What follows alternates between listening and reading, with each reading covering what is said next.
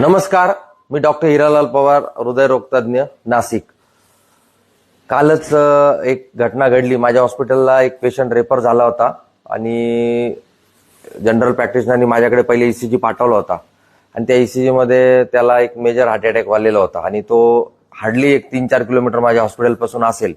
परंतु माझ्या हॉस्पिटलला ज्यावेळेस तो पोहोचला त्यावेळेस तो पेशंट कार्डियक अरेस्टमध्ये होता, ब्रॉड डेड होता. आम्ही त्याच्यावर ईसीजी केला, बरेच प्रयत्न केले, पण वी कुड नॉट रिवाईव्ह हिम. आणि त्यावेळेस मी नातेवाईकांशी चर्चा केली तर त्यांनी सांगितलं की साधारणतः एक 1 किलोमीटर तुमचं हॉस्पिटल असेल त्यावेळेस आमचा पेशंट बोलणं बंद झालं, परंतु पेशंट रिस्पॉन्स करत नव्हता. मला असं वाटतं की जर त्या प्रसंगी त्या नातेवाईकांनी जर त्याला प्रॉपर सीपीआर दिला असता आणि माझ्या हॉस्पिटलपर्यंत जर पोहोचवलं असतं तर नक्कीच आपण त्याचा जीव वाचवू शकलो असतो. आणि त्याच उद्देशाने आजचा मी हा व्हिडिओ बनवत आहे.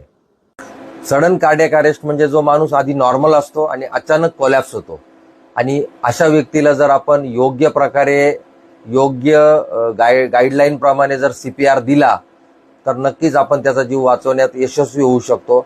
रिसेंटली आपण न्यूज चॅनलमध्ये बघतोय ज्या सेलिब्रिटीज आहे, आता रिसेंटली शेफाली जरीवाला, सिद्धार्थ शुक्ला, म्हणजे असे बरेच जे सेलिब्रिटीज आहे त्यांचे सडन कार्डियक अरेस्टने मृत्यू झाल्याचं आपण बघितलंय.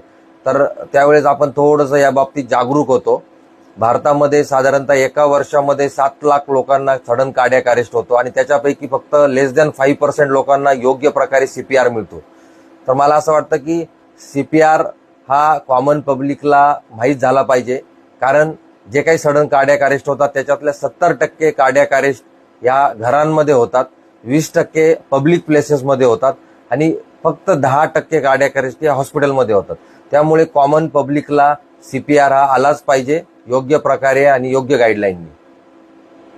आता आपण सीपीआर कसा केला जातो आणि त्याच्या स्टेप्स काय असतात हे जाणून घेऊयात. सगळ्यात महत्वाचं सीपीआर मध्ये ऍक्ट नाऊ याचा अर्थ असेसमेंट, त्यानंतर कॉल फॉर हेल्प आणि ट्रीटमेंट, हे 3 पार्ट असतात. तर त्याच्यामध्ये असेसमेंटमध्ये आपण त्याच्या 3 गोष्टी बघतो. सगळ्यात पहिले जी आहे ती आपण पेशंट रिस्पॉन्सिव्ह आहे किंवा नाही या गोष्टी बघतो. त्यानंतरून आपण दुसरं जी गोष्ट बघतो, पेशंट ब्रिदिंग करतो किंवा नाही करत हे चेक करतो. आणि तिसरं महत्वाचं म्हणजे आपण त्याची पल्स चेक करतो. तर सगळ्यात महत्वाचं आपण ज्यावेळेस पेशंट रिस्पॉन्सिव्ह आहे की नाही आपण पेशंटला आपण टॅप करतो. जसं आपण विचारणार भाईसाब किंवा बाबा उठा, किंवा आपण त्याला त्याच्या छातीला मारू शकतो, बाबा उठा, बाबा उठा, असं आपण करू शकतो. त्याने आपण बघू शकतो जर पेशंट रिस्पॉन्सिव्ह असेल तर तो लगेच हालचाल करेल किंवा आपल्याला आवाज देईल. जर त्यांनी कुठलाही रिस्पॉन्स केला नाही तर आपण त्याची नेक्स्ट स्टेप म्हणजे त्याचं ब्रिदिंग चेक करतो. ब्रिदिंग चेक करण्यासाठी आपण त्याचं रेस्पिरेशनमुळे त्याची छाती वर खाली हलते की नाही ते बघतो. आणि दुसरी जी मेथड आहे ती आपण कान लावून त्याचे श्वास येत आहेत की नाही ते ऐकू शकतो. त्यानंतरून तिसरं महत्वाचा जो पार्ट आहे त्याच्यामध्ये आपण चेक पल्सेस.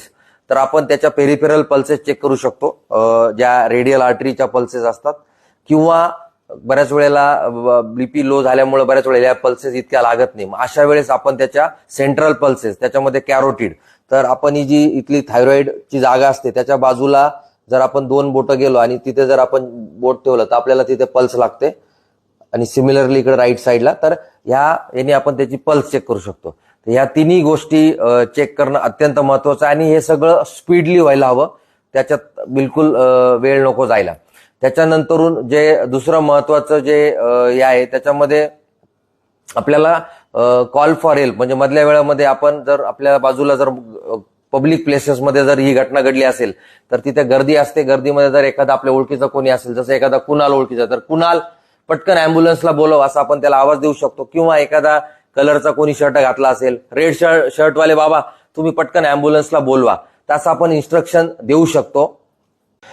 आता जो ऍक्ट नाऊ मधला जो टी आहे तो म्हणजे ट्रीटमेंट, म्हणजे आपल्याला आता सीपीआर करायचं आहे. तर सीपीआर करताना हे जे स्टर्नम बोन असतं सेंटर ऑफ द चेस्ट, त्या स्टर्नम म्हणजे ब्रेस्ट बोनचा जो लोअर 1/3 पार्ट असतो तर त्या पार्टमध्ये आपल्याला सीपीआर करायचा असतो.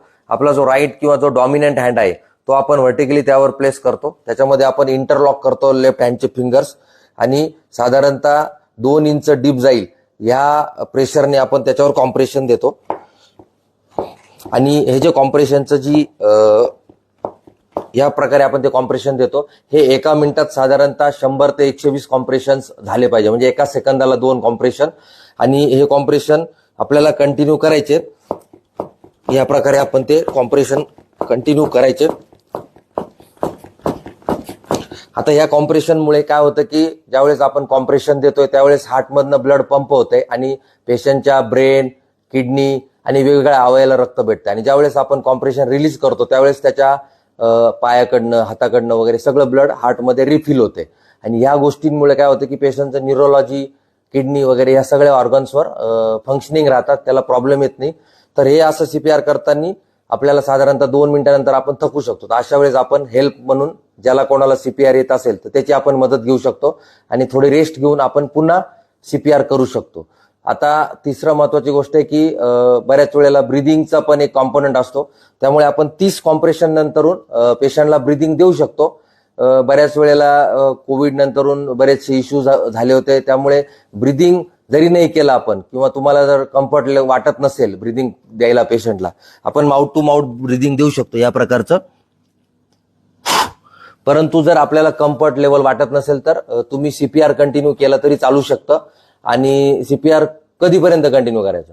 जोपर्यंत तुम्हाला अँब्युलन्सची हेल्प मिळत नाहीये किंवा जर कुठे पब्लिक प्लेसमध्ये ही घटना झाली असेल आणि तिथे ऑटोमॅटेड डिफिब्रिलेटर्स अवेलेबल होत नसेल तर तोपर्यंत आपल्याला सीपीआर हा कंटिन्यू करायचा आहे. आणि एकदा पेशंट अँब्युलन्समध्ये आल्यानंतर आपण कार्डियाक किंवा जी कुठली टीम असेल अँब्युलन्समधली त्यांच्याकडे आपण पेशंट हँडओव्हर करू शकतो किंवा हॉस्पिटलवर. तर ही जी सीपीआरची माहिती मी शेअर केली आहे ही प्रत्येकाने जर आपल्या फेसबुक पोस्टला शेअर केली तर आपण मॅक्झिमम लोकांपर्यंत ही माहिती पोहोचवू शकतो. आणि जर तुम्हाला सीपीआर बद्दल काही प्रश्न असतील तर तुम्ही कॉमेंट बॉक्समध्ये विचारू शकता. धन्यवाद.